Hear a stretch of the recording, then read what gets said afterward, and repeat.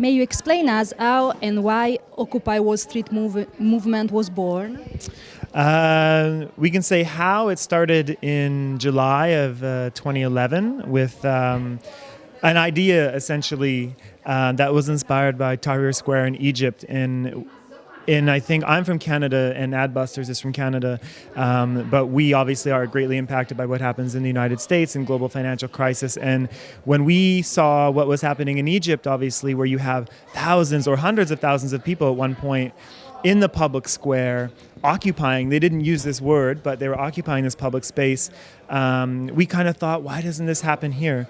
Like, surely all the fingers of empire tend to point towards North America and the United States and what happens here, or sorry, there.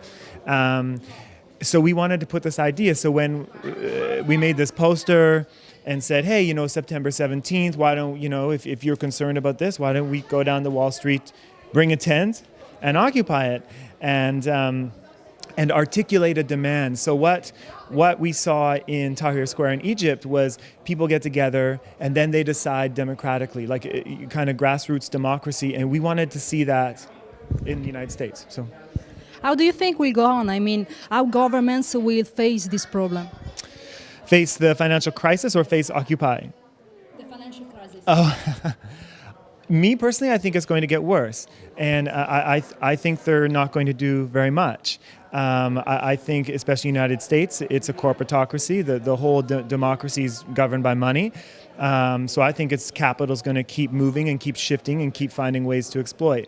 In Canada, we're becoming a petrol state, is what we call it. We're like Saudi Arabia. Like we're the largest exporter of oil to the United States, and it will continue to be so. So also in Canada, we're just going to rely on petrol dollars and also not really change much.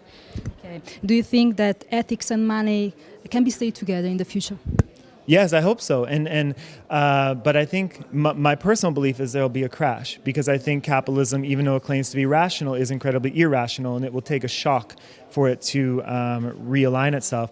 But the reason why I think it will eventually one day change is because it used to be ethical. There used to be a concept of the just price. There used to be a concept of you don't, like we're here in Florence, right, where all the laws against usury in the 1400s had to be broken in order for the Medici to rise. So there was a time when ethics and money were together and they've been separated, and I think they'll come back.